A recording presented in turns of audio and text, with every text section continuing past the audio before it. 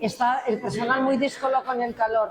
Bueno, Arratsaldeon, buenas tardes a todas y a todos, que con tanto ánimo estamos hoy aquí, a pesar del calor que está haciendo estos días. Bueno, cuando celebramos en Eibar, que muchas personas os acordaréis, el 23 de junio del 2019, cuando celebramos el 150 aniversario del Pacto Federal de Eibar, que tuvo lugar el 23 de junio de 1869, yo no sé si éramos conscientes en aquel momento de que iniciábamos una tradición que iba a ser propia y un signo de identificación y de pertenencia de lo que éramos, de lo que somos los federalistas o las federalistas del País Vasco UEF, y que inaugurábamos lo que íbamos a llamar el Día Federal o el Día del Federalista Federal Eguna.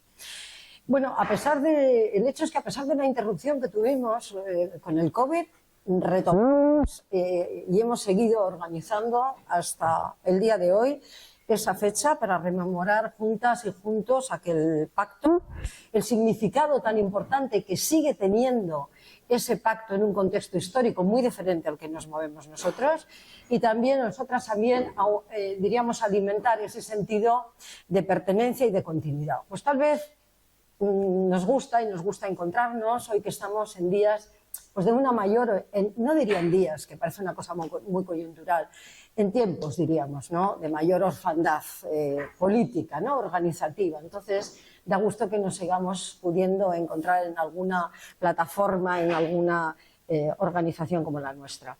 Bueno, es verdad que las federalistas, que los federalistas no creemos mucho en la tradición como fuente de legitimidad, tenemos un pensamiento muy laico, pero sí es verdad que son ocasiones para fortalecer los ideales y la identidad federal y rescatar del olvido, yo creo, a quienes ya desde 1868 trataban de aportar soluciones a lo que era la cuestión, el problema de la diversidad territorial de España. Bueno, olvidos que son, yo diría que debidos por una parte a un olvido consciente por parte de lo que es el mundo nacionalista y un olvido ignorante realmente y banal muchas veces por parte de otras fuerzas o de otros agentes políticos que podrían tener una mayor conexión muchas veces con lo que es nuestro programa como federalistas, ¿no? Bueno, o sea que yo creo que es importante señalar que el federalismo en el País Vasco no es un producto de la ocurrencia de un grupo de personas que, si os acordáis, en octubre del 2018 constituimos federalistas del País Vasco, ¿no?, y posteriormente además ya UEF también, que tenemos raíces, que hay raíces en este país y que son raíces que provienen de tiempos, pues, en fin, tales como la vinculación que tuvo esta pulsión federal a un momento realmente de transformación que podía haber tenido España en aquel momento, como fue la llamada Revolución la Gloriosa de 1868, ¿no? Así que nos reconocemos en esa larga tradición federal, buscando ¿qué? Buscando democracia, buscando autogobierno, buscando solidaridad, tanto si nos referimos al conjunto de España como si nos referimos a la Unión Europea, ¿no? Bueno, pues en aquel pacto de Eibar de 1868, aquella noche de San Juan, que estuvieron tan iluminados, ¿verdad? Vamos a recordar algunas pequeñas cosas, aquellas que nos sirven de identidad y de guía también para el momento presente. Aquella declaración formal que se hizo en Eibar de los federalistas vasconavarros, Pues era una declaración formal de defensa de los derechos de los hombres, lógicamente como ciudadanos, pero una defensa importante de lo que era aquel nacimiento de un Estado liberal, ¿no? Pero, sin embargo, no estaban solo conformes con la defensa de los derechos que se introdujeron en la Constitución después del 69 y que daban origen a debates en torno a aquellos años de debate constitucional, sino que también querían una opción que no fuese la monárquica, porque la monarquía se vinculaba muy estrechamente con una concepción unitaria de lo que era el Estado. Así que, por lo tanto, algunos de ellos rompieron, otros continuaron, pero de cualquier manera esto fue el origen de lo que fueron los llamados pactos federales, ¿no? De tratar de constituir un partido federal, y un partido federal federalmente, es decir, desde abajo hacia arriba, y de ahí vienen los pactos federales. Pactos federales que, si os acordáis, porque además de eso se ha hablado otras veces y está ahí, yo creo que en nuestra página web muy bien contado, que además yo creo que hay un texto bonito de Chema Portillo que está allí, que el de Tortosa primero, que abarca lo que es la zona de Cataluña, Aragón, Baleares, Valencia, aquellos que conformaban la Corona de Aragón, pero también la zona, también el de Córdoba, lo que eran, llamaríamos las Andalucías, y también la región de Murcia, el de Valladolid, las provincias castellanas. Siempre los castellanos un poquito más complicados y reacios a la cosa de la cultura y la sensibilidad federal. Yo creo que el centro, la posición geográfica, como diría Brodel, marca mucho también esas identidades generales y esas pulsiones generales que se ponen en funcionamiento. Naturalmente el gallego, que también hubo un pacto, se reunieron en La Coruña, Galicia, gallegos y asturianos. Y, por último, del que estamos hablando, que es el que nos concierne, ese pacto federal de vasconavarros en la ciudad de Eibar. Y es importante recordar, y aquellos señores, porque eran señores, aquellos señores que firmaron, porque firmaron cosas que eran interesantes, pues defendían conservar y defender las instituciones a cuya sombra, diría, habían vivido, preservar aquellas instituciones que les daban sentido, que les daban identidad, y al mismo tiempo cómo construir lazos lo más estrechos y perpetuos posibles con lo que llamaban la madre patria, es decir, el lazo federal. Así que moviéndose siempre en esas dos direcciones. Lo propio, lo que ahora llamaríamos lo que es nuestro régimen de autonomía, y el conjunto del funcionamiento del país. Y este yo creo que fue el punto de partida y que es fundamental. Bueno, esos pactos federales, solo recordaros que culminaron, iba su camino de abajo arriba, culminaron a instancias de Pi y Margall con la reunión en Madrid de una asamblea general con el objetivo de formar un pacto nacional, ¿no? Y así fue. El 30 de julio de 1869 se constituye el Consejo Federal, compuesto por 3 varones de cada pacto federal regional que se había ido conformando de abajo arriba. Bueno, ese es un proceso interesante en su proceso de constitución y en sus contenidos y en sus proclamas, que queda suspendido, lógicamente, con el fracaso de la Primera República. Bueno, no vamos a entrar, pero conviene también recordar, porque a veces nos remueven tiempos, nos recuerdan cuestiones presentes, ¿no? Bueno, también contribuyeron al fracaso pues, las rebeliones violentas federales, la intransigencia de algunos puntos del federalismo, al mismo tiempo, bueno, la proclama también del Estado catalán, que pudo pararse mediante la mediación precisamente de Pi, Margall y Figueras, la revuelta cantonal de Levante, al mismo tiempo los carlistas alzados, es decir, un conjunto de situaciones que hicieron, como suele ocurrir, clamar a las clases medias por estados de seguridad y de menor transformación. Así que todo contribuía al fracaso hasta el 29 de diciembre del 74, que Martínez Campos proclama la restauración de la monarquía. Previamente se habían disuelto las Cortes, y acordaos que lo habéis visto en cantidad, lo habéis leído el general Pavía entrando en el Congreso de los Diputados. Bueno,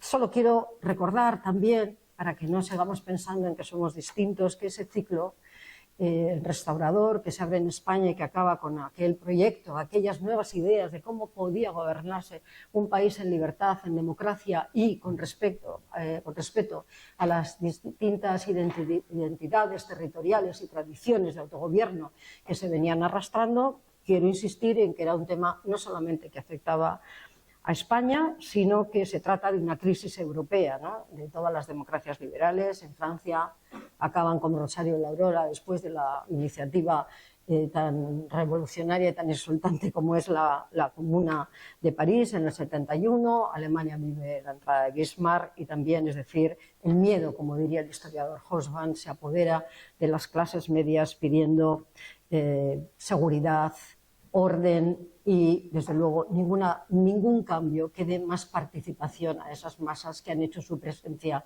en las calles europeas. Y quiero insistir también en que se instaura en aquel momento un régimen emocional en toda Europa, digo por si nos recuerda algo en los momentos en los que vivimos, de ira, de odio y de desconfianza. Es decir, la inseguridad y el miedo conlleva también esto, ¿no?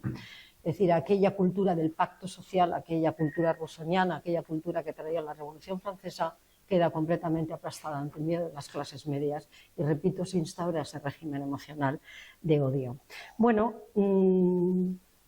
y aquí estamos entonces, y estamos recordando a aquellos padres que fueron los padres, diríamos, del federalismo decimonónico, ¿no? ¿Y qué recibimos de ellos? Recibimos esa cultura del pacto. Y precisamente esa cultura del pacto sobre la que descansa el sistema federal. Y realmente esa cultura de pacto es una cultura que no entra, diríamos, en el sistema, en ese sistema de la restauración decimonónico que se inaugura no solo en España, sino en el conjunto de Europa, ¿no? Pero sigue siendo una fuente de inspiración. Bueno, yo diría que para aquellos hombres realmente que tuvieron ideas, yo diría, muy adecuadas, ¿no?, para defender la democracia y al mismo tiempo defender otras formas de gobierno con respeto a las diferencias territoriales, pues yo creo que eso es lo que hacemos cuando nos reunimos aquí, ¿no? Estamos convencidas y estamos convencidos de que el federalismo es la mejor forma de articular el poder político en las sociedades en las que conviven identidades y sentimientos de pertenencia diversos. Y, más complicado aún, sociedades, como es el caso de la nuestra, donde hay que gestionar la diversidad lingüística y garantizar la paz lingüística como una condición necesaria para la paz política y para la gestión adecuada de los asuntos públicos. Por eso hoy vamos a dedicar este día, esta celebración también, a poder hablar sobre la convivencia lingüística. Eso hemos elegido este tema, ¿no? ¿Qué podemos aportar desde Federalistak al debate que hoy está en la calle y que nos preocupa enormemente? Y para eso vamos a contar, como veis, con Alberto López Basaguren, nuestro presidente de Federalistak, catedrático de la llamada hoy EHU, la Universidad del País Vasco, con Ricardo Arana, que es miembro también de Federalistak, que es experto en política educativa, y con Sabin Zubiri, que es miembro de Euskara Denuntza. Vamos a organizar el debate de tal manera que le vamos a dar la palabra primero a Alberto para que sitúe un poco cómo están las líneas del debate. Pasaremos después la palabra también a Ricardo y por último a Sabin Zubiri, y seguidamente lo que haremos es abrir un debate, porque lo que se trata es de encontrarnos, de hablar y que cada persona que estáis aquí podáis opinar y podáis decir. Y después cerraremos el acto y Alberto, tomaré yo también notas, es decir, hará yo creo que un esfuerzo por resumir un poco todos los aspectos que vayan saliendo, con la idea de que podamos al final recoger algún texto sobre lo que está siendo la aportación, lo que puede llegar a ser la aportación de los federalistas, a las federalistas, a esta cuestión que hoy es clave para la convivencia democrática en el País Vasco. Así que le doy la palabra a Alberto López Basaguren. Eskerrik asko, Pilar, eta arratsalde on guztioi, benetan eskertzekoa da gaur hemen biltzea daukagun beroarekin eta data honetan. Beti zalantza bera daukagu, ez dakigu gaurko gizartean gaur bezalako data bat egokia den jendea biltzeko, bereziki izan dugun klima aldaketarekin, eta horregatik aldatu behar izan dugu gela, aretoa, aldatu behar izan dugu goian ezinezkoa zelako egotea beroagatik. Zalantza daukagu, baina argi daukagu baita ere tradizioa bidea jorratzen osatzen dela, eta beraz, behin eta berriro aldarrikatu nahi dugu, Pilarrek esan duen bezala, federalisten proposamena ez dela, edo federalista izatea Euskal Herrian ez dela txorakeri bat, batzuei bururatu zaigun txorakeri bat, baizik eta hemen aipatzen ohi diren tradizio politikoak, baino tradizio zaharragoa duen jarrera politiko bat. Baita ere, gero tradizio berriak edo geroago etorri ziren tradizioak bildu ditzakeena, baina tradizio handiko eta tradizio zaharreko proposamen bat dela federalista izatea. Batzutan, esaten digute, arrotzak izango bagina bezala hemen Euskal Herrian, federalista izateagatik, baina, besteok orain dirudienez arrakasta handiagoa duten beste jarrera politiko batzuk geroago etorri ziren. Eta pentsatu genuenean nola edo hala egun hau ospatu behar genuela, jarraitu behar genuela egun hau ospatzen, pentsatu genuen, gai diferenteak zeuden egungo gaia gisa izateko, eta azkenean pentsatu genuen zer hobe gaur egun pilpilean dagoen arazo larri, importantea, larria zentzu guztietan, larria handia delako eta larria arriskutsua delako ere, hau baino.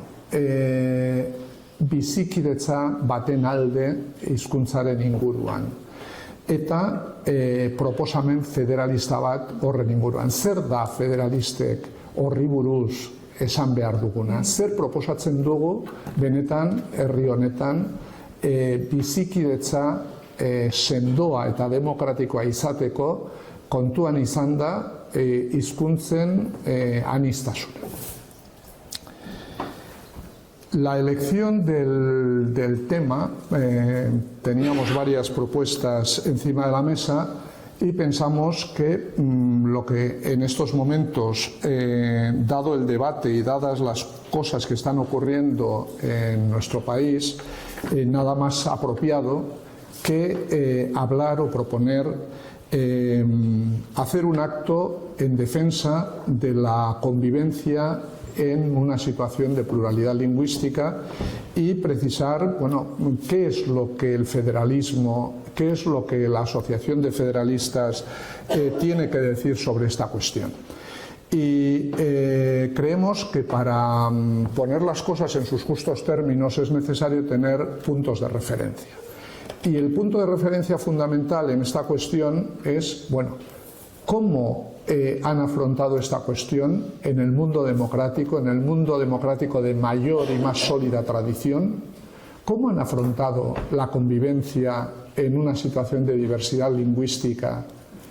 Y resulta que tenemos países con situaciones lingüísticas mucho más complicadas que la nuestra, muchísimo más, que llevan en algún caso más de un siglo, siglo y medio, 2 siglos y pico, de convivencia democrática estable sin fracturas en esa tradición democrática. Es decir, un sistema democrático ininterrumpido y países que son la referencia más importante en la garantía de la convivencia democrática en sociedades caracterizadas por una profunda diversidad. Y en este caso, a nosotros, al analizar este tema, nos corresponde analizar, qué ocurre en aquellas en que esa diversidad es de naturaleza lingüística. Es decir, países en los que conviven personas pertenecientes a diferentes comunidades lingüísticas, que tienen diferente lengua. Y la primera cuestión que a mí me suele gustar subrayar, aquí en este país hay sectores a los que pone muy nervioso escuchar los términos que voy a utilizar ahora. En todas las federaciones multilingües, que son el ejemplo más acabado del logro de una convivencia democrática en estabilidad política, en convivencia entre personas de diferentes comunidades lingüísticas, Lo que tienen claro en todos esos países es que en ese tipo de sociedades conseguir un equilibrado sistema lingüístico es condición indispensable de garantía de la paz política. La paz política, que es la que permite o la que impide, si se rompe, que haya una estabilidad democrática y un sistema democrático realmente sólido. Por tanto, cuando se pone en juego la convivencia lingüística, la convivencia entre personas de diferentes lenguas, cuando no se consigue un sistema que respete adecuadamente la naturaleza de las diferentes personas, de las diferentes comunidades lingüísticas, lo que se está poniendo en juego es la propia paz política. Y yo creo que eso no nos tenemos que cambiar, no nos tenemos que cansar de repetirlo y de subrayarlo. Lo que se puede estar poniendo en juego en este país es la paz política misma. Por tanto, quienes tomen determinadas medidas, y ahora entraré o luego entraremos en ello, tienen que asumir también la responsabilidad de las consecuencias que esas medidas pueden tener. En contra, luego entraré más al final, pero en contra de lo que en una intervención parlamentaria reciente, en la comisión que estaba aprobando el informe para el Pleno del Parlamento sobre la reforma de la Ley de Empleo Público, sobre esta cuestión, una intervención que fue en euskera y ha pasado bastante desapercibida, porque a quienes más les puede interesar, probablemente mucha gente no entiende euskera, y quienes entiendan euskera no les interesa que esas cosas se sepan.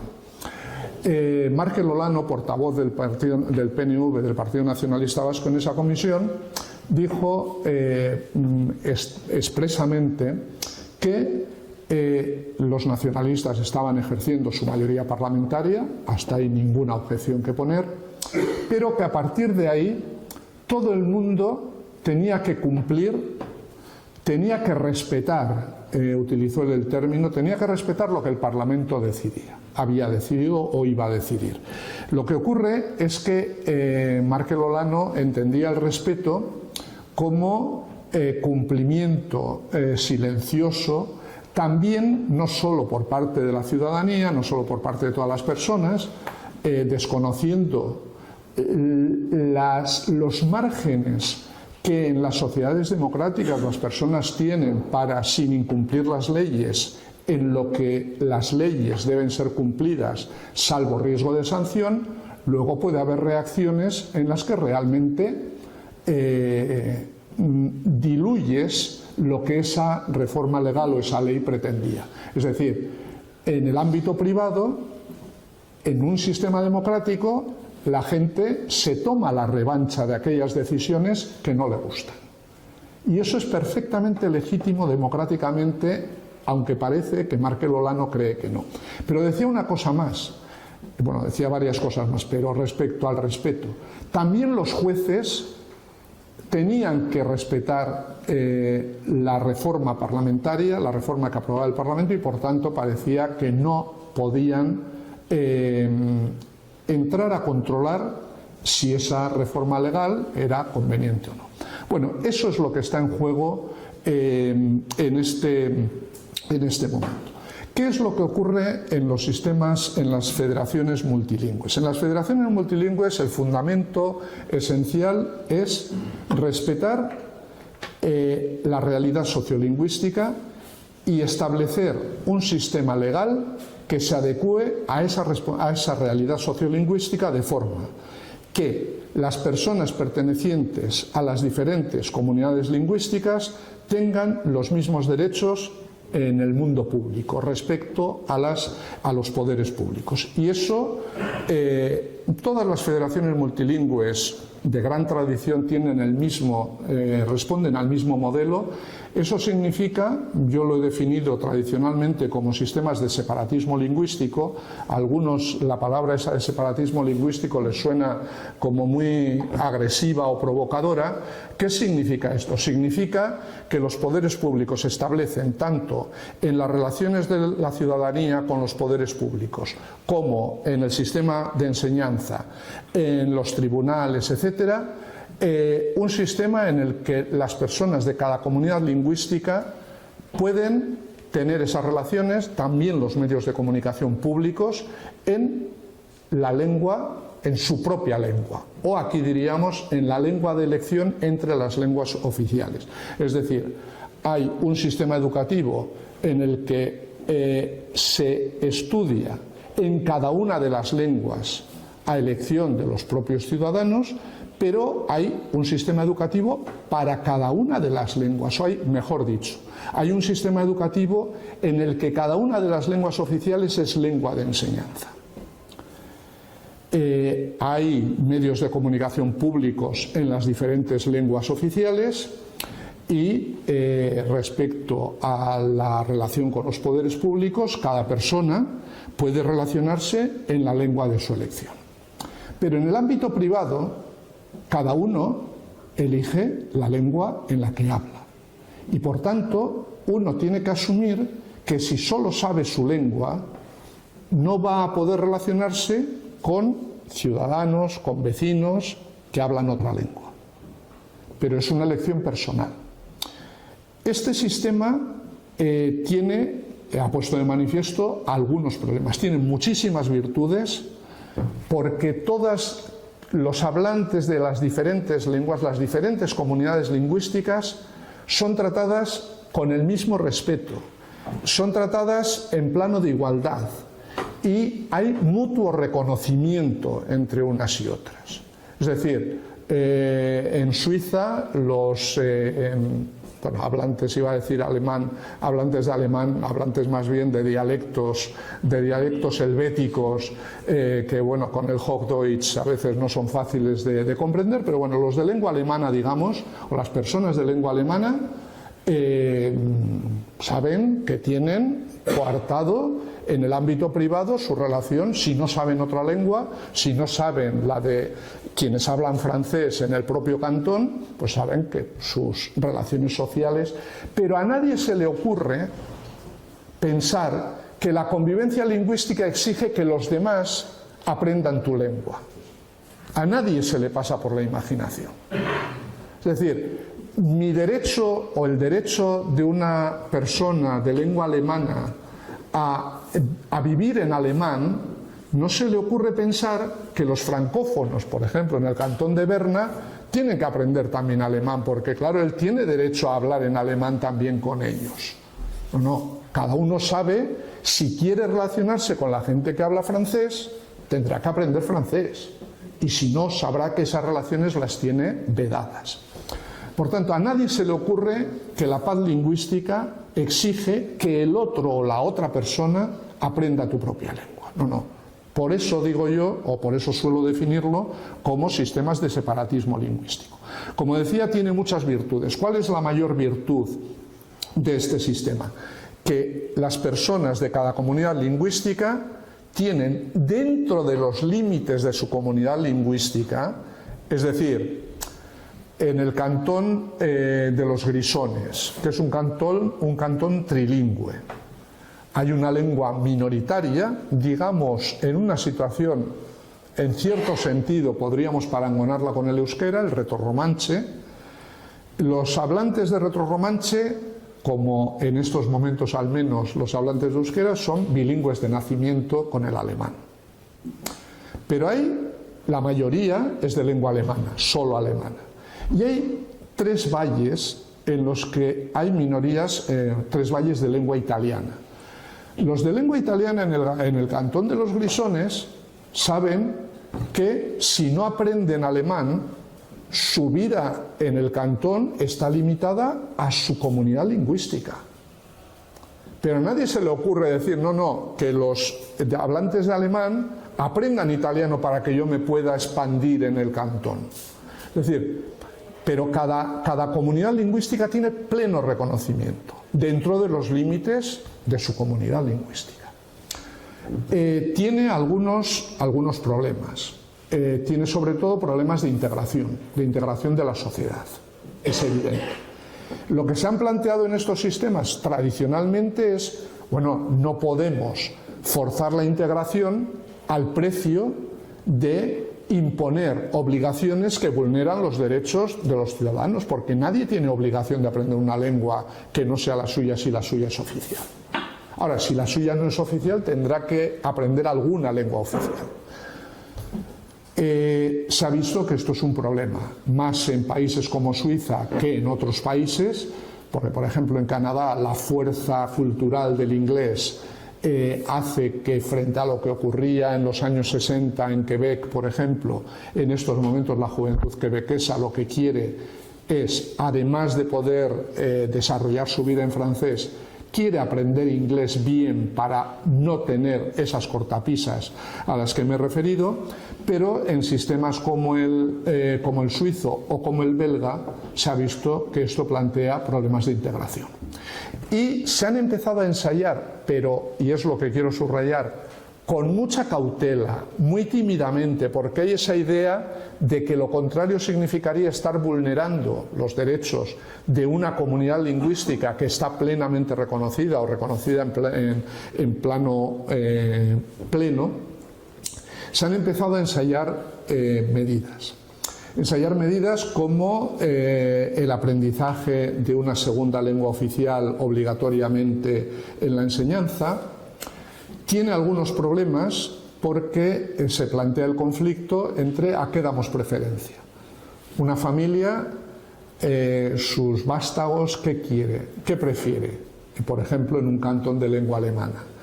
Que aprenda antes francés para poder relacionarse con otras personas de Suiza de lengua francesa, o prefiere anteponer que aprenda inglés.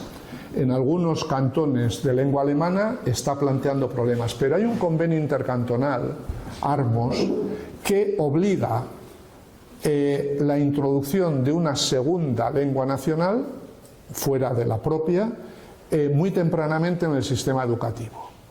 Posteriormente el inglés y posteriormente ya optativamente una tercera lengua nacional. La primera lengua nacional, al margen de la propia, es obligatoria desde muy temprana edad y posteriormente se introduce el estudio del inglés. Pero también me gusta subrayar que se introduce el aprendizaje de la otra lengua nacional como aprendizaje de la lengua, no como lengua de enseñanza.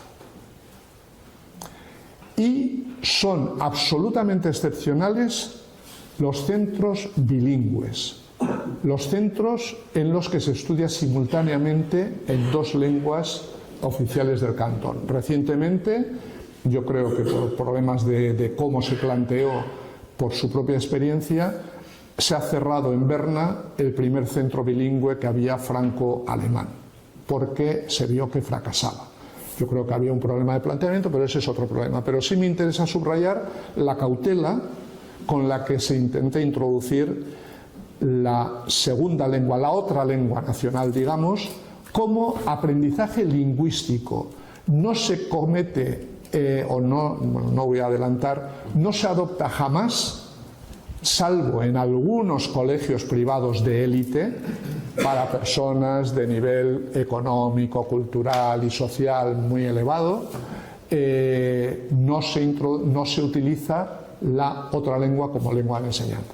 Sí hay algunas personas que envían a sus hijos e hijas a una escuela de la otra lengua, para que se eduquen en la otra lengua por diferentes razones, bien porque sea una familia mixta, bien porque creen que tiene capacidad y prefieren que aprenda la otra lengua en la enseñanza porque la suya ya se encargarán ellos, no solo de que la aprenda en casa, sino de educarle intelectualmente en esa lengua, leyendo, etcétera, etcétera. Pero, por tanto, son excepciones. Y creo que son lecciones que debiéramos tener en cuenta. Aquí se ha ensayado un sistema lingüístico sin mirar a lo que ocurría en otros países.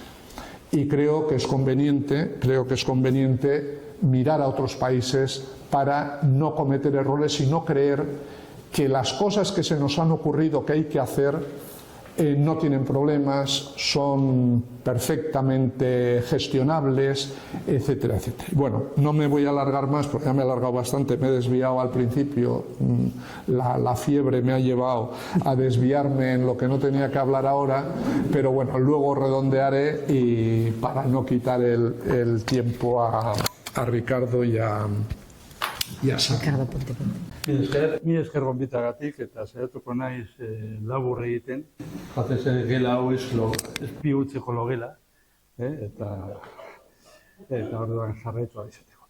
Bueno, como decía, siendo muy breve y además yo tengo un problema, que es que me expreso bastante mejor escribiendo que hablando. Y por lo tanto voy a ser un poco soporífero seguramente, intentaré ser lo más breve posible. Empezaré con una anécdota, por esto de ser un poco amable con el auditorio en respuesta a estar aquí. Yo estuve en el gobierno vasco durante 3 años y pico, y a las pocas semanas de estar, yo me encargaba del área de comunicación del Departamento de Educación, a las pocas semanas de estar vino la funcionaria que se encargaba de las publicaciones en el departamento, es decir, la que estaba de alguna manera, la jefa de servicio, vamos a llamarlo así, ¿no? Y ya habíamos hecho una cierta relación. Me acuerdo que una persona además muy vinculada a la cultura vasca, era sobrina, si no me equivoco, sobrina o nieta del Bersolari en Beita, el que tiene la escultura, la estatua en Arenal, y se acercó y ya teníamos una cierta relación y bueno, pues dijo, oye Ricardo, ¿qué hago con esto? Y, a ver, ¿qué es esto? Pues estos son unos cuantos miles de ejemplares de un libro que se habían editado en el año 2007, y aunque se habían editado, estaban allí en cajones, en cajas, en un almacén del gobierno, aunque se habían editado en mediados del 2009, seguían sin distribuirse. ¿Qué había pasado? ¿Qué tenían esos libros tan magníficamente editados? Una edición, por cierto, bastante bien hecha. Una edición de un libro que era la compilación de un trabajo de decenas de personas durante más de un año, analizando el sistema bilingüe del País Vasco, el sistema educativo bilingüe del País Vasco. El título es Euskadi irakaskuntza aztergai. En castellano me parece que es Análisis de la educación bilingüe en el País Vasco, algo así. ¿Qué es lo que tenían aquellos ejemplares tan importantes? Bueno, pues tenían una reflexión bastante profunda, hecha por, como digo, unas cuantas decenas de expertos. Todos los que lo habían hecho eran bilingües, todos se les podría denominar como euskaltzales, amigos del euskera, y yo creo que la inmensa mayoría eran nacionalistas. Pero no había gustado al consejero, pese a que el trabajo de recopilación estaba hecho nada menos que por el viceconsejero de aquellos momentos, que luego fue parlamentario por EH Bildu. Sorprendente. ¿Por qué? Pues porque aquel trabajo era un trabajo que reclamaba prudencia al sistema educativo, prudencia para poder avanzar. Era básicamente la consigna más generalizada.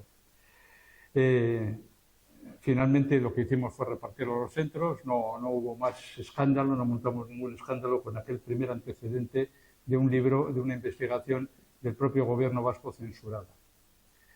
Lo recuerdo porque estamos en 2026, es decir, han pasado pues, casi 20 años de aquello, y ahora sí estamos con no con un ejemplo aislado, sino con una intervención sistemática de ocultación de datos, de investigaciones y de informes de qué es lo que está pasando en el sistema educativo con nuestra estrategia de bilingüismo. Una ocultación sistemática que empieza en el año 2016 con la ocultación del informe, bueno, con la no realización del informe, un informe europeo, el informe PIRLS sobre comprensión lectora, competencia lectora, aunque sobre todo comprensión en nuestros chavales. Un informe una situación que no gustó, y yo voy a decir por qué no gustó. Básicamente no gustó porque nuestros chavales son los que más horas dedican al estudio de las lenguas, los que tienen mejores condiciones, vamos a llamarlo así, objetivamente, de trabajo, los que tienen una mayor financiación en el sistema, sin lugar a dudas, los que están más tiempo en el sistema educativo, porque no hay que olvidar que nuestros chavales empiezan, el 95% de ellos empieza con 2 años en el sistema educativo. Y sin embargo, en aquel trabajo salimos en el último lugar con diferencia, todos los parámetros. No voy a extenderme en cómo fue su trabajo. ¿Cuál fue la decisión del gobierno? La decisión del gobierno fue doble. Uno, no hacer un informe específico que indagara en cuáles eran las razones de ese desastre. Dos, no volver a participar en esa investigación internacional. ¿Vale?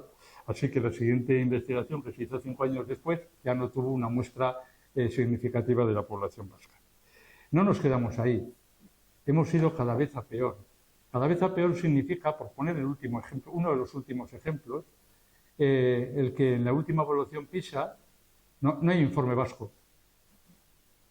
Todos los datos que tenemos del País Vasco, de lo que han hecho nuestros chavales en el informe PISA, es por el informe internacional o por el informe español. No hay un informe específico del País Vasco, por lo tanto no podemos ahondar en las razones de por qué estamos teniendo esos resultados. Me referiré a alguno de ellos de pasado. Y luego también el último ejemplo son las evaluaciones de diagnóstico. Nosotros empezamos a hacer evaluaciones de diagnóstico en el 2009. Fuimos innovadores en ese sentido. Hicimos unas evaluaciones de diagnóstico que cogía a todos los chavales que estaban en cuarto de primaria, a todos, y a todos los chavales que estaban en segundo de secundaria, y les hacíamos unas pruebas para ver su competencia en distintos ámbitos: lingüística, matemática, científica, etc. Bien.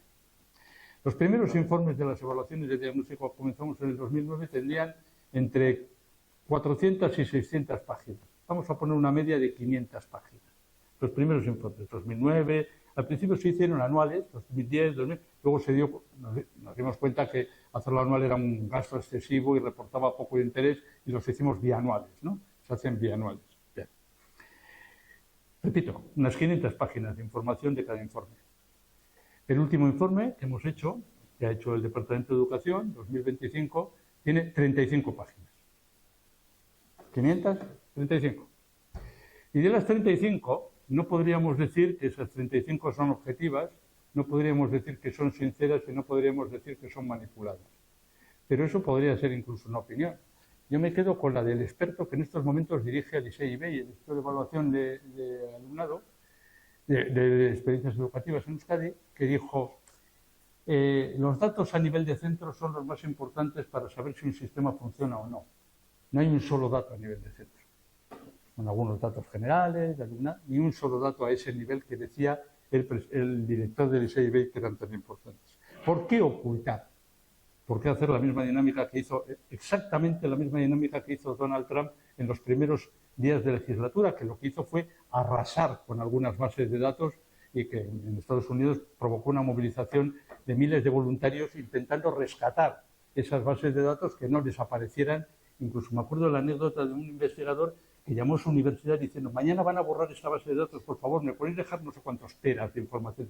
¿Me podéis dejar un disco duro con no sé cuántos teras? Porque mañana va a desaparecer esta información. Su universidad le dejó esos teras y afortunadamente esa información no se ha perdido, aunque se habrá perdido mucha. Aquí en el caso vasco pasa exactamente igual. Pero ¿por qué? Vamos al asunto. ¿Por qué ocultar esta información? Pues básicamente para ocultar que hay una estrategia que no está funcionando. Básicamente ese es el objetivo. No es porque seamos de por sí ocultistas, no, es simplemente que hay que no mostrar a la ciudadanía una estrategia, una política educativa que no está funcionando, y sobre todo por su vertiente lingüística. Y en ese sentido lo único que se nos ha ocurrido es hacer desaparecer la información. Claro, cuando hacemos desaparecer la información, la ciudadanía al final decide por sensaciones, por emociones, pero no por datos contrastados y objetivos. ¿Qué es básicamente lo que no funciona de esa estrategia lingüístico-educativa? Pues básicamente que lo hemos convertido en una estrategia única para una población que es diversa y plural. Sobre todo me voy a ceñir a lo de diversa, es decir, somos diversos. El 80% de la población básicamente, vamos a hacerlo más, el 20% de la población va creciendo, pero bueno, el 20% de la población viene a tener el euskera como lengua materna, como primera lengua. No solo, pero como primera lengua. El 80% pues tiene otra lengua distinta, la inmensa mayoría el castellano. Y sin embargo el sistema educativo está hecho al revés. Es decir, básicamente el 80% se escolariza exclusivamente en euskera en el cual solamente el euskera es la herramienta de aprendizaje de cualquier aprendizaje. Se estudia castellano, se estudia inglés, pero como asignaturas sueltas, pero para estudiar cualquier cosa se utiliza el euskera. Eso lo hacen el 80% de los chavales. Y el 20% son los que estudian en euskera y en castellano o básicamente en castellano. Hay que ocultar lo que pasa de hacer eso, lo que pasa por hacer eso. Y por eso no existen esas investigaciones y esas evaluaciones y no se proporcionan esos datos a la ciudadanía. ¿Qué es lo que pasa por hacer eso? Porque algunos datos, a pesar de todo, podemos tener. Pues que se resiente la adquisición de aprendizajes y se resiente incluso también el euskera. Es curioso. Luego, si hay alguna posibilidad de comentarlo o extenderlo, lo podemos comentar. ¿Se resienten por igual? No, lógicamente no se resienten por igual, porque una parte de la población estudia en su lengua o estudia en la lengua del entorno. Sin embargo, para otras partes de la población que no estudia en su lengua, el daño ocasionado es bastante mayor. ¿Podríamos decir que los vascohablantes son, por lo tanto, beneficiados de esta estrategia y los castellanohablantes no? Yo diría no. El tema de los vascohablantes, yo, por ejemplo, lo he visto en datos que no son públicos, pero que al final algunos accedieron a entregármelo. Los vascohablantes, por ejemplo, empiezan a tener serios problemas, entre otras cosas, con el dominio del castellano. Y alguna gente que está en esos entornos que lo admite, con el dominio del inglés. Pero efectivamente los castellanohablantes son los que más están pagando esta generalización de un único modelo. Igual soy muy exagerado cuando digo generalización de un único modelo. Igual me decís, joder, qué exagerado, porque sigue habiendo 3 modelos lingüísticos, ¿no? Bueno, vamos a ver los datos. Este próximo curso que va a empezar en la red pública, que es la que garantiza realmente el derecho a la educación, la otra existe o no existe dependiendo de la voluntad del titular, en la red pública el próximo curso habrá, como he dicho, el 95% de los chavales empieza con 2 años, ¿no? Pues habrá un aula que no emplea solamente el euskera para trabajar. Está en Arraya Maeztu, en un pequeño pueblito que utilizarán el modelo B, en el cual las 2 lenguas serán vehiculares para realizar aprendizajes. Todos los demás casos, en la red pública, todos los demás chavales que entren en la red pública empezarán en modelo D, independientemente de cuál sea su primera lengua y de cuál sea la lengua de su entorno inmediato. Eso es importante saberlo. Voy a ir un poquito más rápido. Si me avisáis un poco del tiempo, que yo creo que estoy ya teniendo que acabar. Voy a ir un poquito más rápido. Repito, ¿a todos les afecta por igual? Voy a poner otro ejemplo. No, a las élites no. A las élites no, porque las élites primero se pueden escapar de esto. Nosotros tenemos una escuela concertada, muy bien concertada, por otra parte, la mejor concertada de todo el Estado, la que más dinero recibe, y por lo tanto se pueden ir a otros modelos. Bueno, se les ha dado un toque de advertencia ahora con la PAU, en la cual les hemos dicho, mejor no sigáis por esa vía, porque por esa vía también os vamos a pillar. ¿Y qué significa que os vamos a pillar? Que no vais a poder acceder a la universidad. No creáis que vais a poder acceder a la universidad tan fácilmente como lo hacéis hasta el momento. Eso es lo que se les ha dicho. ¿Por qué? Porque hemos apretado en los requisitos. ¿Y por qué hemos apretado en los requisitos? Porque hemos aprobado hace 2 años y pico una ley que dice que todo nuestro alumnado tiene que tener, al finalizar la educación de la enseñanza primaria, un nivel B1 en euskera y en castellano, y todo nuestro alumnado tiene que tener, al acabar la enseñanza secundaria obligatoria, un nivel B2. Y algunos examinadores han pensado, con razón, si todo mi alumnado de secundaria tiene que tener un nivel B2, al final de bachillerato no le voy a pedir un nivel B2, le pediré un nivel C1. Y eso es lo que han hecho algunos de nuestros examinadores, algunos con muchísimo éxito, detectando enseguida quiénes son los más capaces de seguir con esa ruta. El próximo año va a ser un poquito más duro, porque el próximo año no solamente les van a examinar de contenidos, les van a examinar también de adhesión a la lengua. Y les van a poner problemas tan concretos, tan claros como, y si viene un amigo a vuestra cuadrilla de vascohablantes, si viene un amigo que no sabe euskera, ¿qué es lo que debéis hacer? Eso es uno de los ejercicios que está puesto como ejemplo para nuestros chavales que hagan la PAU el año que viene. Vale, no sé si alguien tiene la solución ya escrita, pero bueno. Me interesa, ahora sí que acabo enseguida, me interesa dos pinceladas con esto, con el B1 y con el B2. Sabemos, desde el año 2006, sabemos cuántos chavales aprobarían ese nivel B2 al final de la secundaria, independientemente de qué modelo lingüístico hayan estudiado. Lo sabemos por estudios. Un tercio. Lo sabemos, o sea, está tasado. Y además lo hemos comprobado en todas las demás evaluaciones que hemos hecho. Por lo tanto, estamos haciendo un sistema que sabemos que solamente sirve, en el mejor de los casos, para un tercio de los chavales. Y yo estaba hablando de las élites y quiero acabar un poco con quiénes, con los que son lo contrario de las élites, la gente que vive. ¿Quiénes serían estos? Hombre, pues evidentemente serían los recién llegados, los inmigrantes. Voy a decir dos apuntes para acabar de los inmigrantes. Uno, nosotros tenemos un problema con los inmigrantes. En los estudios que salen PISA, en las evaluaciones de diagnóstico, etcétera, tenemos un problema con los inmigrantes. ¿Cuál es el problema? Que nuestros inmigrantes, los que llegan a Euskadi, son los más tontos de todo el mundo. Ese es nuestro problema. Alguien dice, que no puede ser que sean los más tontos porque si han venido a Euskadi es la mejor elección. Por lo tanto, no pueden ser los más tontos. Tienen que ser los más listos. Pero bueno, deben ser los más tontos por los resultados. Nosotros tenemos el peor resultado de alumnado inmigrante, desde luego, de toda España.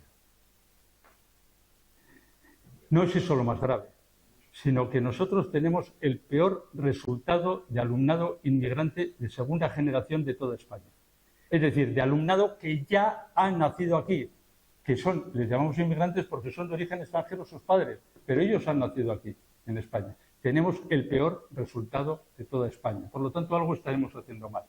Pero me voy a meter ya con la última cuestión que tiene que ver con la inmigración. Lo último que se nos ha ocurrido es montarles un programa que se llama EUSLE y que está teniendo mucho éxito porque ya están 130 grupos funcionando en estos momentos de EUSLE. ¿Qué hacemos con esos chavales en primaria? En primaria y en secundaria también, porque lo hemos ampliado a secundaria. ¿Qué es lo que hacemos con los chavales que llegan al sistema? Llegan en febrero al sistema y les ponemos a enseñar. Pues durante 2 años, o 3 incluso, les quitamos 10 o 12 horas a la semana. Un chaval está en primaria 25 horas, en secundaria 30, números redondos. Les quitamos 10 o 12 horas para aprender euskera. Es decir, a un chaval, voy a poner un ejemplo porque lo he tenido yo, hondureño, que te llega con una escolarización precaria. Su lengua es el castellano. La lengua de su entorno, yo estaba en Baracaldo, la lengua de su entorno es el castellano, su lengua materna es el castellano, la lengua de su entorno es el castellano. Le separo del grupo de sus compañeros durante 10-12 horas a la semana, casi la mitad de la jornada, para enseñarle euskera, durante 2 o 3 años.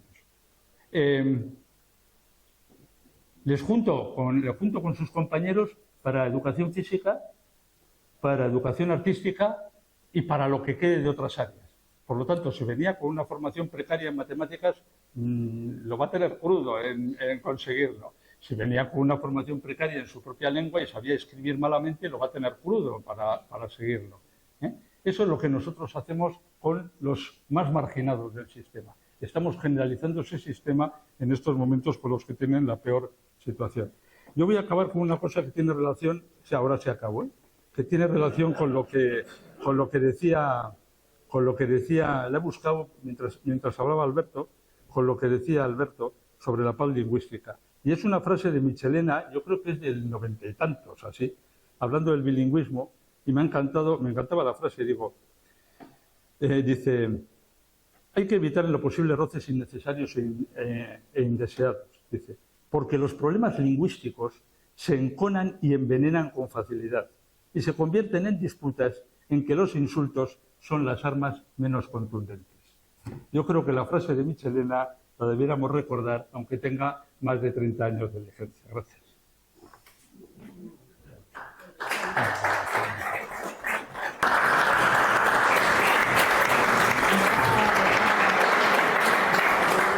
Bueno, le vamos a dar la palabra a Saben Zubiri. Ya llevas, vale, perfecto.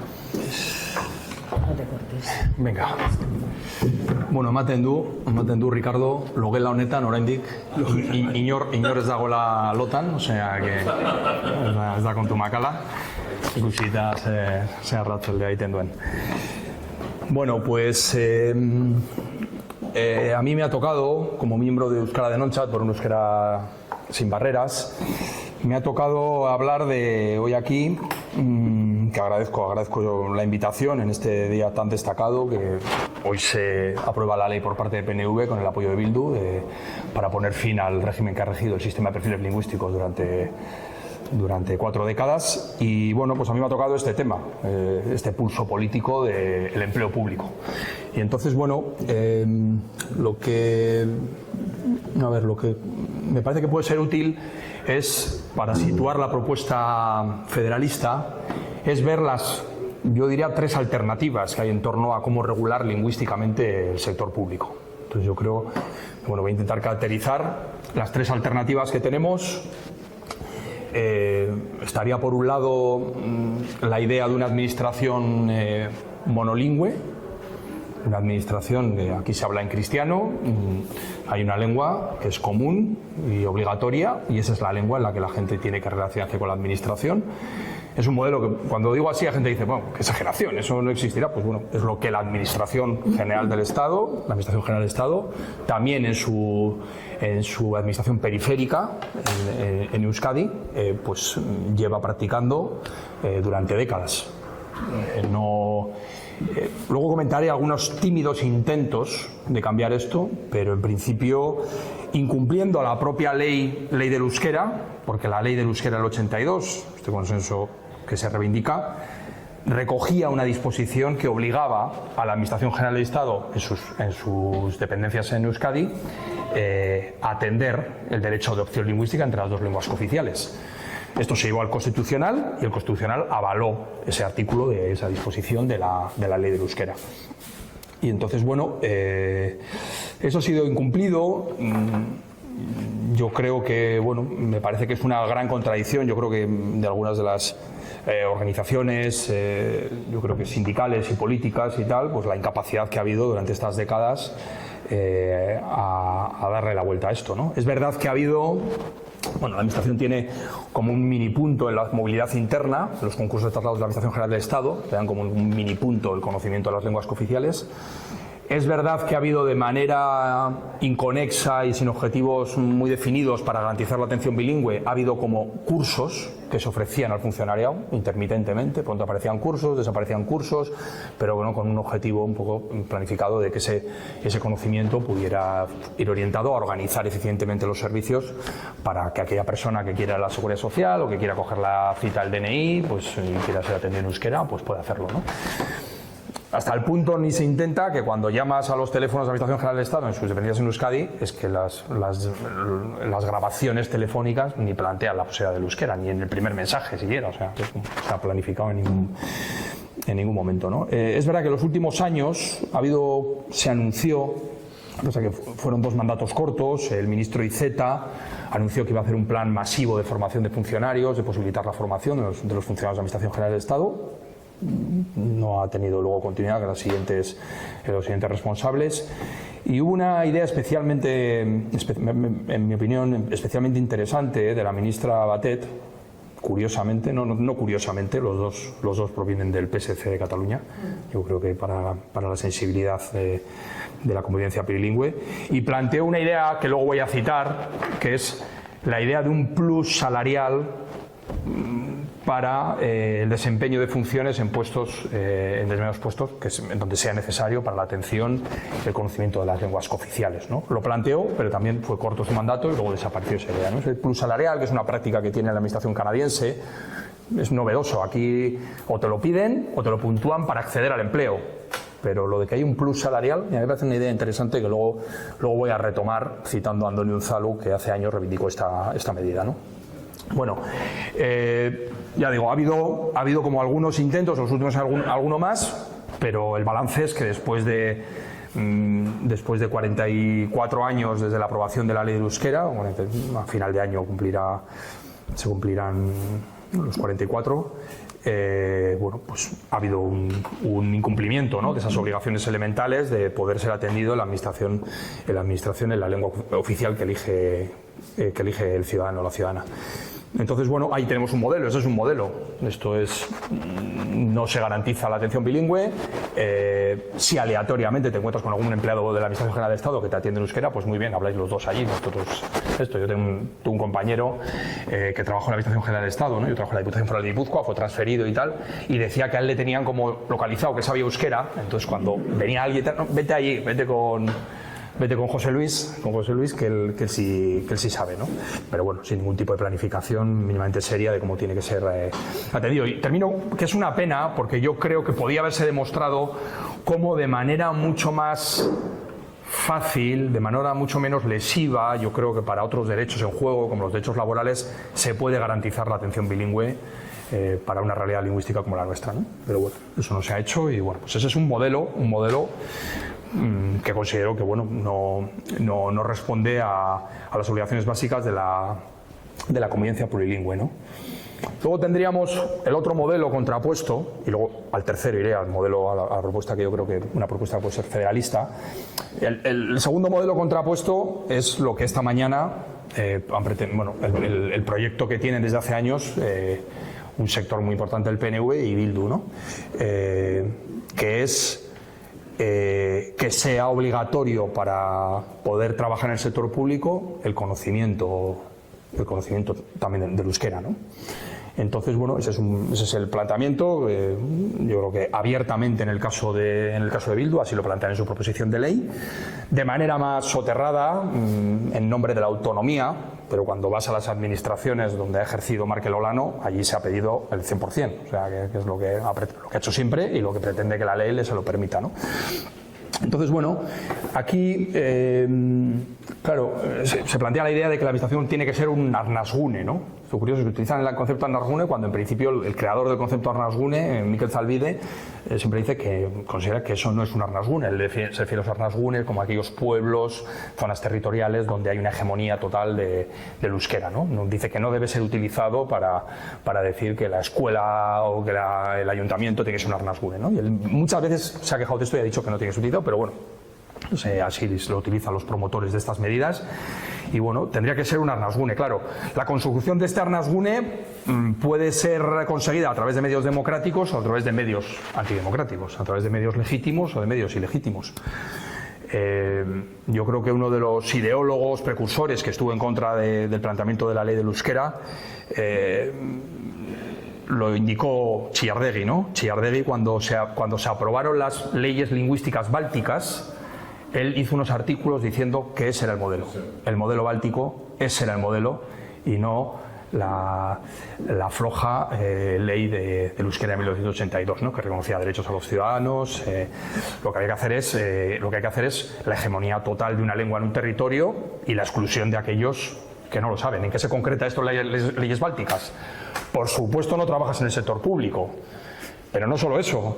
Estás excluido de todo el sector privado que tenga atención directa a la ciudadanía. En principio tú no podrías trabajar en un supermercado, en una hostelería. Yo he estado en Estonia y luego te dicen, no, en aquel supermercado no cumple la ley, allí trabajan rusos y no tienen, pero esto es ilegal, ¿no? Ya, pero como nadie quiere trabajar en el supermercado, pues ahí se quedan los rusos y tal, pero en principio está en contra de la ley lingüística, que dice que en todo puesto de atención directa, en la hostelería, en el comercio, también es obligatorio el conocimiento de la lengua báltica, cada una de las 3 repúblicas bálticas y tal, ¿no?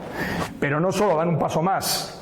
Las leyes bálticas, lingüísticas, lo que plantean es la negación de los derechos políticos, la negación de la nacionalidad a aquellos que, habiendo llegado a las repúblicas bálticas después de unos años ahí de la Segunda Guerra Mundial, pues no acreditan el conocimiento de las lenguas bálticas. Entonces, esto aquí hubo un intento hace años, no el sujeto activo, el sufragio activo, sino el pasivo.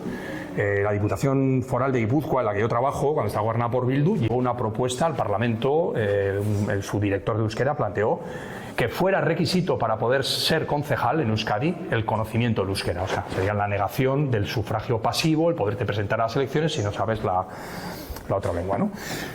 Bueno, esto es el planteamiento, en principio ideológico. Yo creo que ha habido medidas ilegítimas.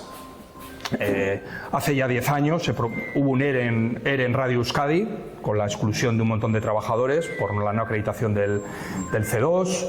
Creo que lo que ha pasado en los procesos de estabilización, donde decenas de trabajadores después de 30 años trabajando se les han puesto exigencias que eran contrarias al propio decreto del Gobierno vasco de perfiles lingüísticos y se ha promovido en algunos casos el despido, en otros casos el intento de despido que se han podido defender, me parecen medidas ilegítimas, ¿no? Uno puede querer el Arnasgune, que considera que tiene que ser la prioridad total de la política lingüística, pero no lo hace despidiendo gente ilegalmente, ¿no?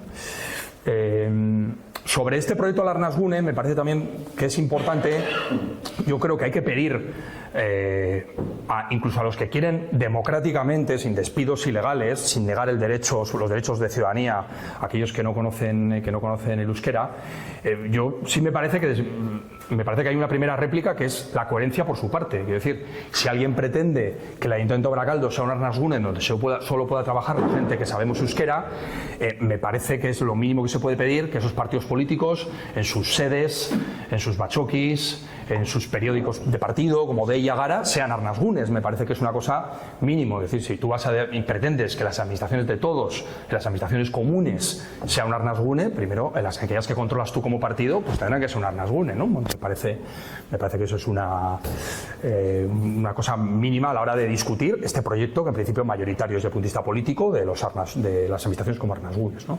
Y luego me parece un tema que ha planteado Ricardo, una serie de datos y transparencia mínima. Nosotros como Euskera en OnChat, en una de las alegaciones que hicimos al decreto de perfiles, planteamos institucionalizar la medición de la demanda lingüística en cada una de las administraciones y una serie de indicadores de funcionamiento. Se nos denegó esa institucionalización generalizada, que por decreto todo el mundo tenga que una serie de datos que todo el mundo que reflejen, además algo tan interesante desde el punto de vista sociolingüístico, ¿no? Y ver cómo va evolucionando el uso real, cuánta gente llama por teléfono, cuánta gente pide los escritos, pues en el trabajo, cuánta gente lo utiliza y tal, ¿no? Pues una negativa, ¿no? Me parece algo que me parece ilegítimo discutir con alguien que quiere negarte datos básicos de transparencia y pretende, no, 100%, y no te voy a dar ningún dato de cómo utilizamos y tal. Aquí todo el mundo tiene que saber euskera, aunque luego igual los datos demuestran que ni los que tenemos el perfil lo utilizamos y tal, ¿no? Me parece que también son condiciones mínimas a la hora de plantearse este debate con el proyecto mayoritario, con este proyecto mayoritario de las administraciones como Arnasgunes, ¿no? Que eso está explicitado por el propio Markel Olano, casi diría que lo dice más que Bildu, el tema de los Arnasgunes, administraciones como Arnasgunes, como elemento estratégico.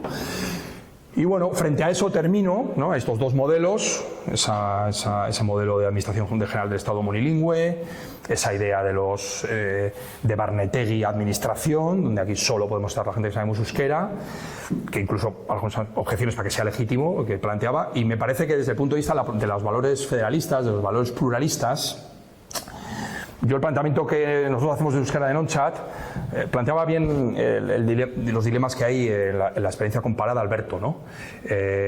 Nosotros no promovemos, bueno, a ver, el planteamiento de la administración sería que la administración refleje, y voy a citar a Erkoreka, esta frase tan citada ya por tanta gente le citamos, supongo que le estamos haciendo un poco flaco favor al pobre Erkoreka, que todos los críticos con la política dominante. Yo creo que el planteamiento federalista para el sector público debería ser asegurar que desde el punto de vista lingüístico cada una de las administraciones públicas vascas sea reflejo fiel de la comunidad humana a la que ha de servir. Yo creo que esto Josu Erkoreka lo dijo cuando era director del IVAP hace 20 años y me parece que eso es una cosa totalmente legítima. Y lo que me refería, Alberto, nosotros no tenemos una concepción estática. Esta realidad, este reflejo es estático. Ya está, es la realidad que es. ¿Cuánta gente ahora mismo utiliza el euskera? El 20. ¿Cuánta gente sabe? El 30. Que esto se congele, ¿no? Nosotros pensamos que desde el punto de vista del fomento de la convivencia plurilingüe es un objetivo deseable fomentar, facilitar que haya cuanta más gente que pueda acceder al bilingüismo. Creemos que eso facilita la convivencia. Puede tener, y se plantean, hacerlo con cuidado, ¿no? Se decía qué tipo de efectos colaterales, porque nada es inocuo cuando tomas una medida y quieres fomentar que la gente sea bilingüe, pero a nosotros nos parece que es un objetivo que mejora la convivencia en una comunidad en la que haya dos lenguas, el hecho de que la gente pueda conocer las dos lenguas, ¿no? Ahora bien, ¿qué tipo de objetivos se plantean? Esto se discute mucho, ¿no? Hiztun osoak, o propuesta de ulermenaren unibertsalizazioa, claro. ¿Qué objetivos son razonables, ¿no? Y sobre todo, ¿qué se plantean? ¿Como algo que hay que facilitar o como una obligación que hay que imponer? Y nosotros lo que defendemos es que no estamos dispuestos a aceptar un cambio en las exigencias, lo voy a decir con números. El sistema actual plantea unas exigencias, lo voy a decir con 3 datos, para ver cómo este es el sistema actual, el que se ha encargado esta mañana. El sistema que se ha encargado esta mañana, lo que plantea es que habiendo una demanda del uso del euskera en los servicios públicos, que por cierto, según la encuesta sociolingüística es donde la gente más hablamos en euskera, más que con los amigos, más que con la familia, más que con los hijos, según la encuesta sociolingüística, donde más es en los ayuntamientos, es donde más se habla en euskera, la ciudadanía. Lo marca en un 22. Luego está Osakidecha, que lo marca en un 17, cuando la gente demanda. Y luego hay un teléfono Osakidecha cuando la gente realmente llama, no cuando lo pone en la ficha, pues que es un 11. Da igual, sea el 11, sea el 17 o sea el 21 de la encuesta sociolingüística, para esa demanda, el sistema actual plantea que el 53% de los puestos tiene que saberse euskera. Y somos en torno a un 20% de gente que tenemos esos perfiles. O sea, me parece que un sistema donde en torno al 15-20% de la gente demandamos euskera, el 20%, 20, 19, 21 tenemos los perfiles que se están pidiendo. Y se está pidiendo en un 53, me parece que es un sistema razonable, y plantear nuevas exigencias sin plantearse a tope el facilitar el aprendizaje del euskera, y no me quiero extender mucho, la página Euskera de Noncha son todas nuestras propuestas, lo resumiría que hay 4 barreras que tiene que solventar la política de facilitar el aprendizaje del euskera: el aprendizaje de libertad, el aprendizaje voluntario, el dinero. El estudio del euskera tendría que ser gratuito. Nosotros planteamos un sistema estilo escuela de idiomas, pagas 70 euros y si asistes a esta clase te devuelven los 70 euros. Ya está, un sistema así. Bueno, la escuela de idiomas no lo devuelve, nosotros planteamos que se devuelva. La barrera del tiempo. ¿Cuántas miles de horas son necesarias para aprender euskera? Pues tendría que haber un sistema de permisos, de liberaciones retribuidas para que la gente pueda aprender euskera. Eso es la apuesta que nosotros hacemos por facilitar el bilingüismo, el aprendizaje del euskera, ¿no? 2 barreras más. Hay una barrera que en muchas realidades de hablantes reales del euskera, hablantes o conocedores del euskera, no están reflejados en el sistema de perfiles. La gente que solo habla pero no escribe, en el caso de muchos euskaldun-sarras, que no son capaces de escribir, pero ellos hablan, o la gente que entiende, los belarriprés, la gente que entiende pero no habla, esos títulos no existen. O los niveles bajos que existen pero no cuentan para nada, el A1 y el A2, llenos de personas inmigrantes, mayoritariamente inmigrantes. Nosotros planteamos que esa barrera de que esa gente no encuentre un reconocimiento de que sus perfiles valen y cuentan para algo, pues es una barrera que hay que superar. Y finalmente está la barrera de cómo se accede a esos certificados, vale, que sean plurales, pero ¿cómo accedes? A través de un macroexamen en el BEC, para el cual estamos habituados personas universitarias, acostumbradas al estudio, pero mucha gente queda fuera de esos sistemas, que no sirven. Ellos son hablantes de su lengua, si hicieran pasar en cualquier comunidad a todo el mundo ir a macroexámenes, pues mucha gente que incluso su lengua materna, como pasa aquí con el euskera, no son capaces de pasar esos exámenes. Entonces los sistemas de certificación tienen que cambiar. Nosotros planteamos ahí, tenemos un padrino de lujo, que la propuesta se la copiamos a un exdirector de AVE, José Barquicia, con Ibarretxe y con Urkullu, y él plantea esa evaluación continua en euskaltegis, ¿no? Bueno, son medidas que lo que plantean es que para que esa realidad, ese país del que tiene que ser reflejo la administración evolucione hacia un mayor bilingüismo, lo que tiene que hacer es facilitándose el aprendizaje del euskera. Y mientras no haya todas esas facilidades, me parece que es una propuesta federalista, todas estas mayores exigencias, más leña al mono, más madera, me parece que son inaceptables. Son inaceptables porque lo que plantean es exclusión de la gente sin facilitarle su aprendizaje, ¿no? Me gustaría sobre esto dar un dato sobre, en principio, una estimación un poco casera que hacemos. Habría un tercio de la población vasca adulta que declaramos saber euskera. Habría otro tercio que en principio muestra interés, lo ha intentado y no ha podido, le gustaría, si no tuviera problemas económicos de tiempo para hacerlo, le gustaría. Y luego hay otro tercio de la población adulta que en principio vive al margen, no está dentro de sus inquietudes el aprendizaje del euskera, ¿no? Yo me doy cuenta muchas veces que hablando en esto de la política lingüística hay como una visión de no, es que hay que hacerle la vida imposible al tercio que no quiere que viva al margen del euskera, para ver si finalmente o se va o se ve forzado a aprender. Y muchas veces les replico, digo, oye, ¿por qué no nos centramos en ese tercio de personas adultas que ha fracasado por el camino, que lo ha intentado, que no ha podido, y tenemos medidas para facilitarlo? ¿Por qué no nos centramos en eso, no? Entonces, bueno, pues la respuesta ha sido, pues no, sobre estas medidas no ha habido cambios, y hoy lo que han dicho es más madera, teníamos unas reglas para que fuera proporcional, pues las vamos a quitar. Y termino sobre esto, he dicho antes un zalu, ¿no? El sistema, dicho los términos de Erkoreka, y que es el espíritu de los que pactaron este sistema, era muy bonito. Pero Antonio Unzalu, en un lúcido artículo, El plus del euskera, ya dijo que eso era la teoría del sistema, que la práctica del sistema. Y tiene gran legitimidad ese artículo, primero porque utilizó un estudio hecho en el IVAP sobre una OPE organizada por el Partido Socialista en la época de Patxi López, en ese gobierno, ¿no? ¿Estuviste, no, Ricardo? Pues en ese gobierno. Se hizo una gran OPE y se estudió, se analizó qué perfil de gente intentaba acceder, que creo que había un 30 y pico % de la población tenía perfil lingüístico, de los aspirantes tenían perfil lingüístico, y se fijaron que luego al final del proceso el 92 de los que sacaron tenían perfil, solo un 8 no tenían el perfil, ¿no? Entonces, bueno, Antonio Unzalu, que había sido asesor de aquel gobierno, dijo, nosotros hicimos aquello, respetamos los índices, la valoración como mérito la bajamos a la horquilla más pequeña y aquí no se coloca casi nadie, ¿no? Este sistema hay que replantearlo porque tenía un buen espíritu, pero la mínima evaluación con cualquier política pública dices, oye, aquí todos éramos muy buenos, todos queríamos viva la pluralidad y tal, pero luego no está funcionando así.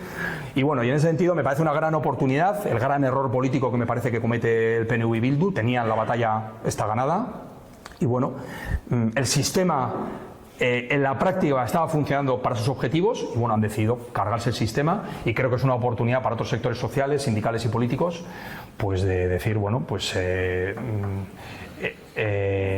sistema ya no queremos volver en los mismos términos, porque a veces hay un discurso que caemos mucho, a veces lo hemos hecho en euskera de no-chat. No, pues el consenso y que vuelva el consenso. No, los valores y el espíritu de aquel consenso sí, pero la letra pequeña y las trampitas que se fueron metiendo, no. Ese sistema, entonces yo lo que planteo es que he intentado dar algunas pinceladas de cómo serían esas prioridades, pero todo el sistema de exigencias con aquel espíritu sí, pero la letra hay que tocarla para que dé verdaderamente los resultados que tan lúcidamente y tan pluralistamente planteó Josu Erkoreka. Y termino con una idea, las alianzas para todo esto.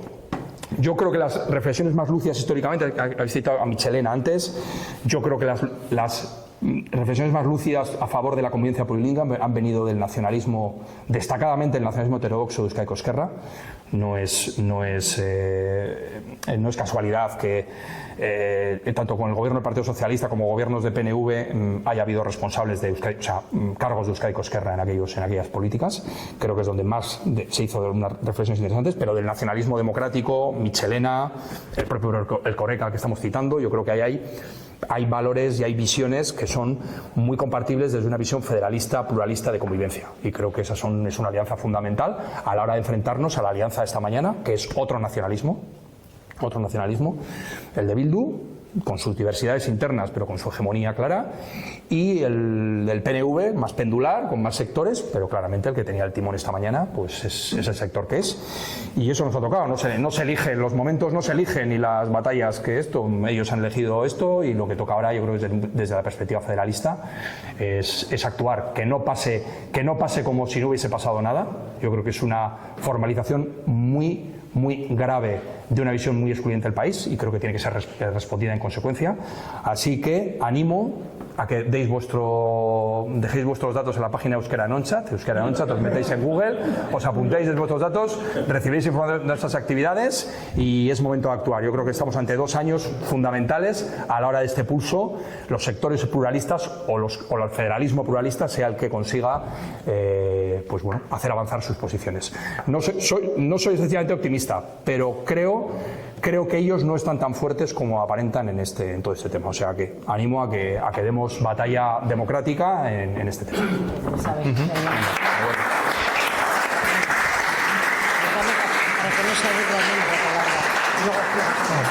El primero que ha intervenido ha dado el dato del perfil de las personas que están en el registro del paro, 92% sin perfil. Me preocupa que el euskera esté actuando como una barrera, construyendo barreras de clase, sin tener que ver directamente con la renta, y barreras de racialización, porque también se va dando que es la población inmigrante y en las cuidadoras se ve con muchísima claridad. Es decir, aumenta lo que es esa perspectiva racial de la exclusión. Y ahora... Yo quiero muy brevemente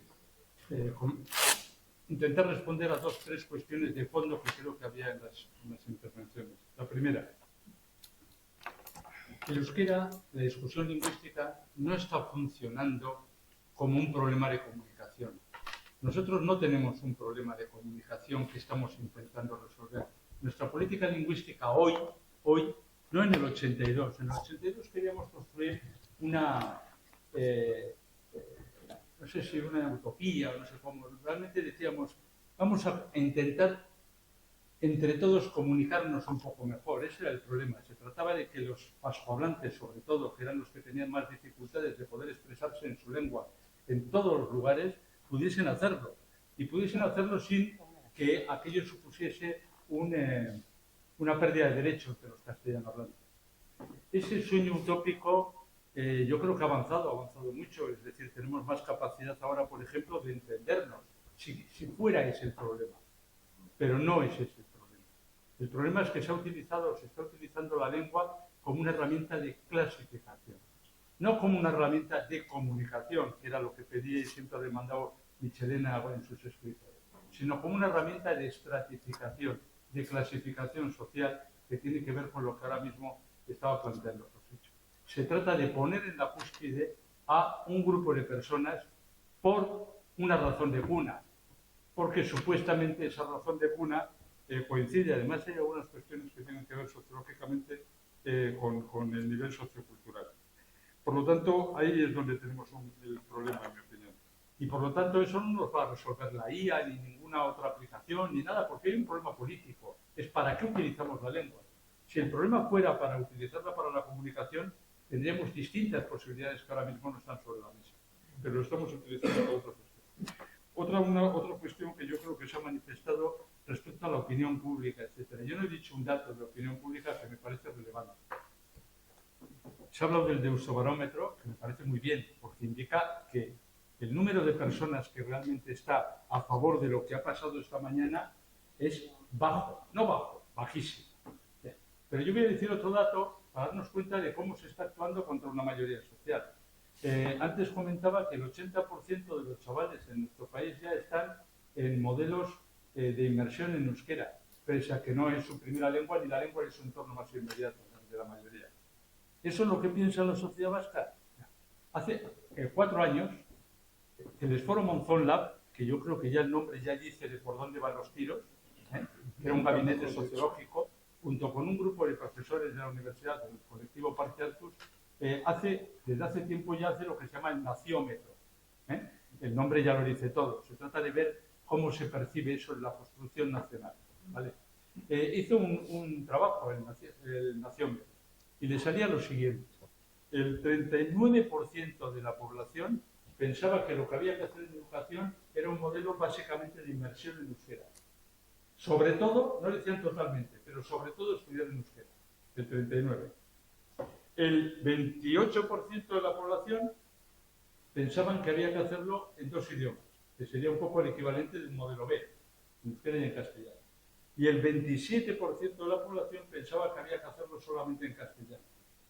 Ese informe fue confeccionado por alguien que no tiene ningún viso de ser antinacionalista, ni antivasco, ni nada por el estilo. Todo lo contrario. Todo lo contrario. Le salía eso.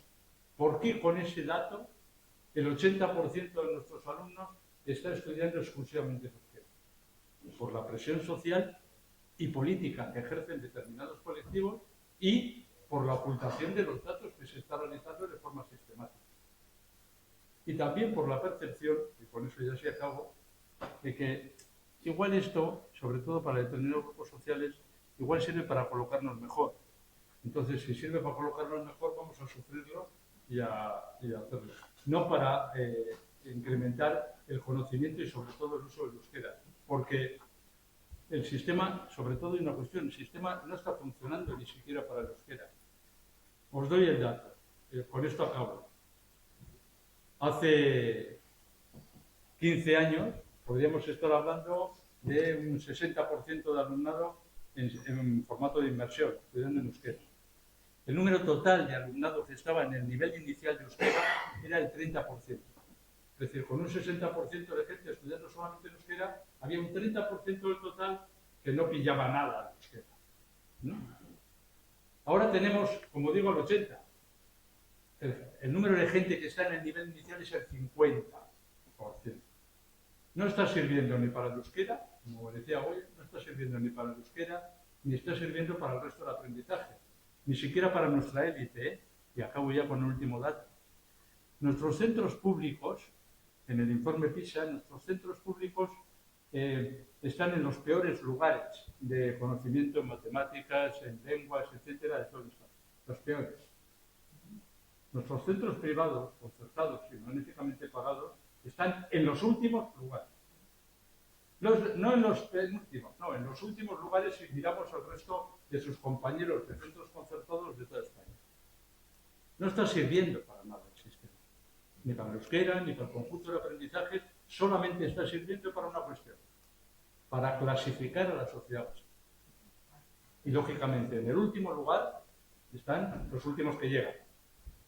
Y en el lugar más alto parece que están los que han debido vivir aquí, con perdón, desde que vivíamos en las cuevas, ¿eh? Que debe ser ese el medio.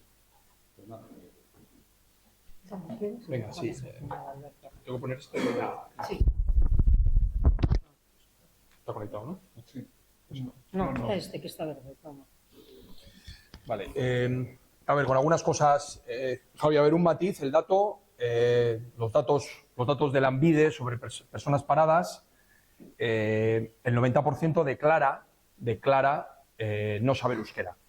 No saber euskera. No. Ese 8 que sí declara, alguno tendrá perfil, otros no, porque declaras. Tú declaras que sabes y luego ya el perfil que tengas. Pero bueno, por cierto, son datos de hace unos años. Tienen como 5 o 6 años, pedidos por comisiones. Esto es otra falta de datos. Yo creo que Lanbide todas las administraciones vascas deberían incluir la perspectiva lingüística, lo mismo que hay otras perspectivas, la perspectiva de origen, perspectiva de género, y creo que debería haber muchos datos con perspectiva lingüística. Creo que nos ayudaría a conocer mucho mejor el país, cómo va evolucionando lingüísticamente, los distintos grupos sociales, cómo están y tal. Y bueno, creo que Lanbide debería publicar estadísticas de oficio, no a petición, rogando y pidiendo por parte de sindicatos. Pero bueno, a ver, evidentemente hay una estratificación social brutal con este tema. Creo que se calcula, estamos en torno al 17% de empleo público, ¿no? 17% del empleo público, y eso que tenemos bastante empleo del sector público subcontratado. De entrada, la mitad del sistema educativo. Eso no cuenta como son parapúblicos, son como parapúblicos allí. Está esto, pero bueno, cuenta ya mucho menos. Como somos la mayor red concertada, pues ya eso te baja mucho esto. Estaríamos, o sea, para hacer términos homogéneos, no sería el 17, ¿no? Pero bueno, el 17 es la cifra oficial, 170.000 puestos de trabajo. Y el otro día, en la OPE de Osakidecha, el dato es que fueron 100.000. O sea, otro 10% de la población allí, el 10% de la población activa, el 10% de la población activa aspiraba allí, daban otro día de noticias, era 100.000 personas, ¿no? Pues evidentemente aquí lo que está en juego es el sector público. Porque yo alguna vez, yo cuando discuto con gente, sinceramente, yo me gusta decir que creo que hay taliboinas, hay gente súper integrista, que antes era mucho peor lo que hacían, y siempre los conocemos en el país, se dedicaban a la exclusión y a poderse a la eliminación del vecino. Luego hay otra gente que es aprovechategui, pero luego hay un grupo que verdaderamente tiene una visión agónica muy preocupada, ¿no? Entonces yo a veces debatiendo con ellos les digo, oye, pero ¿no pensáis que sería mucho más importante que la gente de euskaldun estuviera, no sé, en bares, en tiendas, más que en el servicio de contabilidad interna del ayuntamiento? Que no hablas con nadie, que estás allí haciendo papeles y tal. O sea, ¿no pensáis que sería mucho más importante que este tercio de la población que somos euskaldun estemos en sitios mucho más intensivos lingüísticamente? Creo que a ti, José, te he oído alguna vez, deberíamos estar en parques, jugando con los niños a la tarde, haciéndoles ahí, tal, ¿no? Yo me cuento a veces amigos de Icastolas de la margen izquierda, privadas, que no encuentran profesor de ajedrez que sepa euskera o monitor de no sé qué, pues igual ahí deberíamos estar, ¿no? No en el servicio de auditoría interna como yo, de la Diputación, o sea, que no hablo con nadie, que hago informes allí. Entonces, bueno, yo creo que hay ahí, ahí en un sector de manera declarada y en otro sector un poco ciego, porque a veces hablas con ellos y dices, no, pues igual es verdad, ¿no? Igual es verdad, pues sí, pero es que la estrategia se está llevando impulsada por fuertes intereses, claramente, y privilegios. Me suele gustar el ejemplo ya, el colmo, que es cuando el perfil va en contra de la atención lingüística, que es lo que pasa en Osakidecha, debería pasar en la Ertzaintza hace años, que es que el que tiene perfil, gracias al perfil, consigue venirse al ambulatorio Baracaldo. Y queda el médico argentino, se queda en el. Decía Ochandiano que en Ochandiano el médico que hay no sabe euskera. Pues es que, no sé si es argentino o no, pero bueno, le han dejado a Ochandiano, en el pueblo Ochandiano, donde es mi mamá, han dejado que no sabe euskera. Es que allí tiene que haber un médico sin duda en euskera. Y en Baracaldo también, pero no tendrá que ser los 10 médicos del ambulatorio. Valdrá con que sean 3 o 4, ¿no? Entonces, bueno, ya es la paradoja de que el perfil te vale para que no vayas al consultorio para atender al pueblo de Ochandiano, donde está Ochandiano y sus hijos, y lo suele decir en los discursos, es que mis hijas no les pueden atender. Claro, pero es que el sistema es que incluso va contra esto. Y si hubiera sinceramente un interés organizativo, pues haríamos cosas básicas. Se han planteado otras. Eso ya es un poco el futuro, ¿no? No sé si será ciencia ficción de pasado mañana. Igual estamos ya cerca de esto que plantea de la IA, ¿no? O sea, hoy en día, ahora mismo esto, para algunas cosas sí, pero para la atención directa no. Y a ver, se ha hablado de conductores. Pues hombre, yo conductores B2 ni siquiera oral. Me parece que un conductor tiene que hablar, se suele hacer la broma de no hablar al conductor, ¿no? Se dice no hablar al conductor y dices, pero cuando al conductor le preguntas algo, le preguntas cuánto cuesta, cuál es la parada, cuál es el horario. O sea, el tipo se tiene que manejar en unas frases muy limitadas. Sí, el oral y tal. Pero bueno, he querido darle un paso más de que justo el B2 me parece que puede tener un curso de las 30 frases que tiene que saber un conductor y de las que puede hablar. Y fuera de eso, Ospa, que yo no vengo aquí a hablar más contigo más que de esas 30 frases, ¿no? Pero bueno, luego creo que se hablaba el tema de que no se consigue adhesión. Eso es un error que a veces dicen, no, es que a través del sistema de perfiles y las obligaciones generales vamos a conseguir que el euskera sea como el alemán en Frankfurt. Y digo, no se va a conseguir a través de perfiles y exigencias lingüísticas que sea algo ambiental, no como el alemán en Frankfurt o como el euskera en Abachisqueta, pues que es algo que todo el mundo te habla en euskera, que todo el mundo está en euskera y está por todos los lados. Y precisamente en la situación sociolingüística donde se desarrolla el euskera, en sitios como Bilbao, para que utilicemos el euskera y los que hemos utilizado el euskera desde pequeños, a pesar de no ser nuestra lengua familiar, hemos tenido el achiquimendu, que ahora se menosprecia, ¿no? Es que con la adhesión no es suficiente. Hay que tener obligación, imposición, ¿no?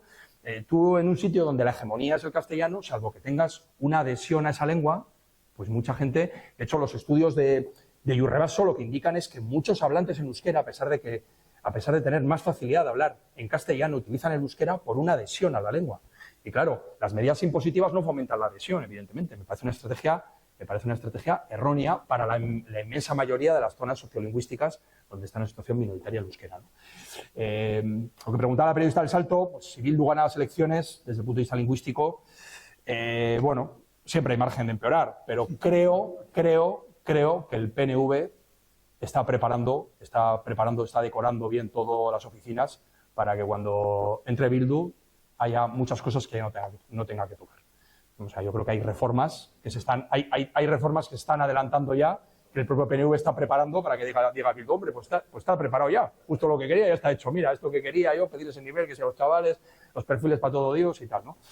Pero bueno, y termino un poco, Josécho decías, ¿no? Pues, a ver, deberíamos como una pelea mayor, ¿no? A mí me acuerdo que me dijo uno cuando empezamos hace años, empezaron las primeras refriegas y tal, bueno, de esta última etapa, que ha habido, aquí se ha luchado durante otros años también, ¿no? Decía, creo que estáis, esto me decía en inglés, too little, too late, ¿no? Creo que es demasiado poco, demasiado tarde lo que estáis haciendo, ¿no? Bueno, no voy a vender la moto, no creo que es fácil darle la vuelta a esto.